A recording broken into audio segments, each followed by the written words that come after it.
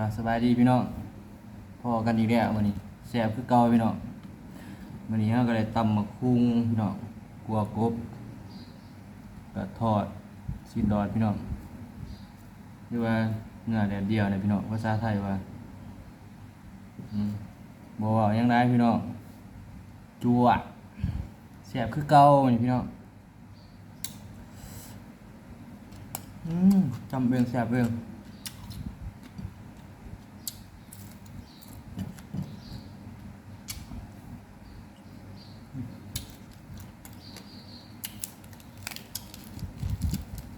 ดูข้าวแห้งพี่น้อง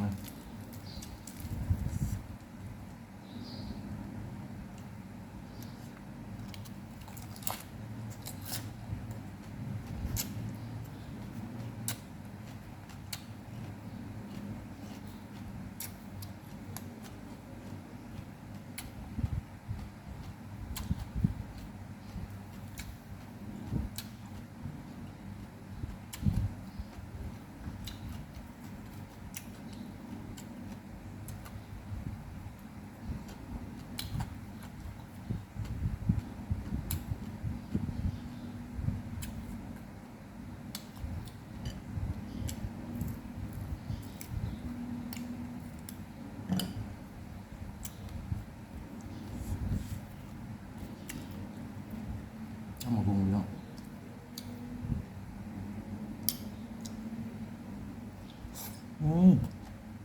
เอาต่อพ่อไผ่เนื้อพี่น้อง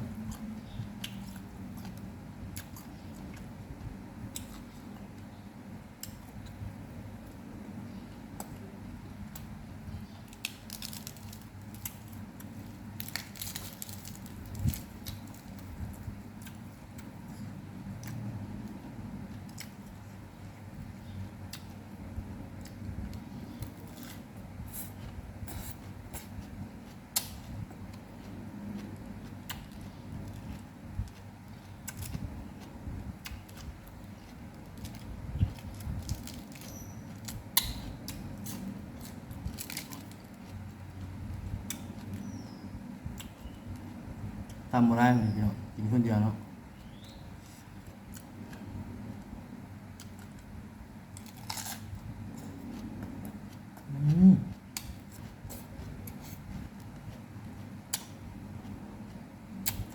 แซ่บคือเก่าพี่น้อง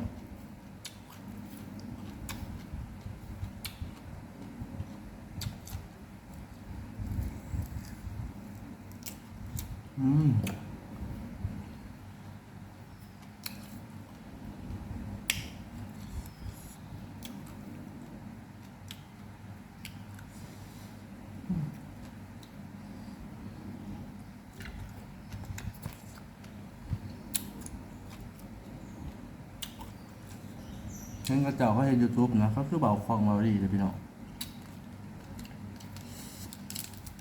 ซุ่มกับว่ามือสีแล้วพี่น้องเนาะแต่เฮาที่มือสมัครดินพี่น้องเลยบอกเก้อกะกะได้ก็ขอตัวขออภัยเด้อพี่น้องเลย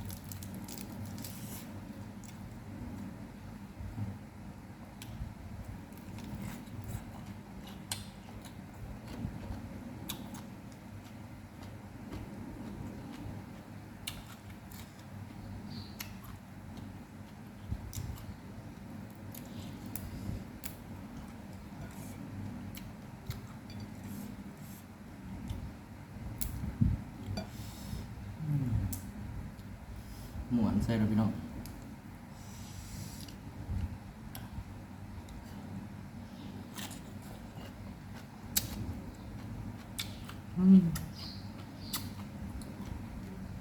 จอมผมกินยามไรก็แซ่บคือเก่าพี่น้องขาบ่ได้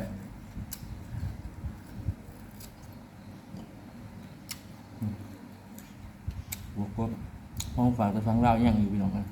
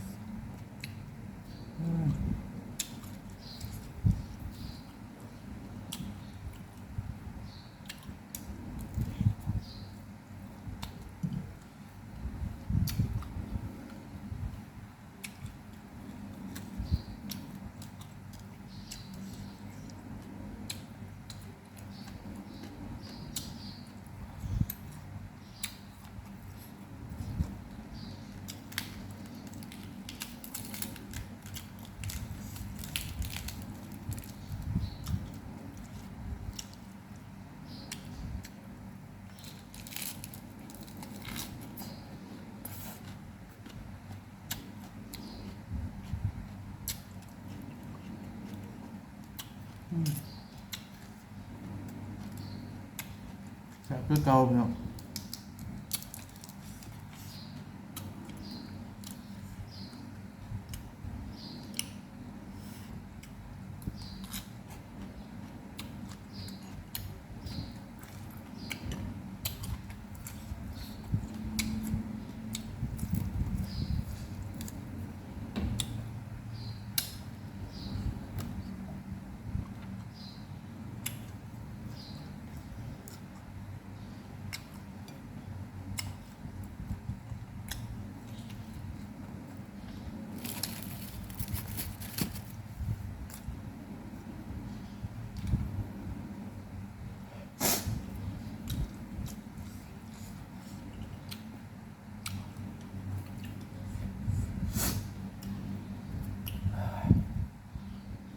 โอ้เผ็ดอยู่พี่น้องบ่เผ็ดบ่แซ่บพี่น้องเอ้ย